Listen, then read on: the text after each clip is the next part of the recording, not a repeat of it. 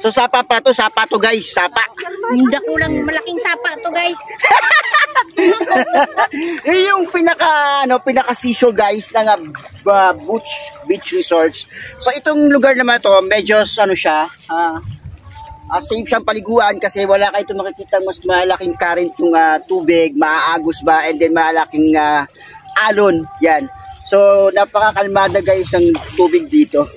So tapos kung mapapansin nyo guys, yung lugar na yon doon, pwede ka mag-fishing. Ano masabi mo, Pangkin?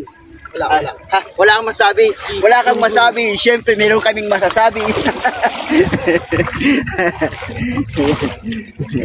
Maraming naliligo doon guys sa dulo. Nag-i-enjoy sila. Tapos dito, okay naman. Pops yung dating ng lugar. So, pwede kayo mag-stay overnight dito sa lugar na to. Medyo malayo nga lang siya, pero napaka-worth naman siya puntahan. Tapos, pwede mo siyang gawing parang tambayan na rin. Kaya, naghahanap kayo ng lugar na medyo hindi masyadong maingay. Tapos, medyo hindi ka ganun kalaki yung budget na kailangan. So, dito sa Beach Resorts sa Catanawan, Quezon Provinces, pwede kang pumunta guys.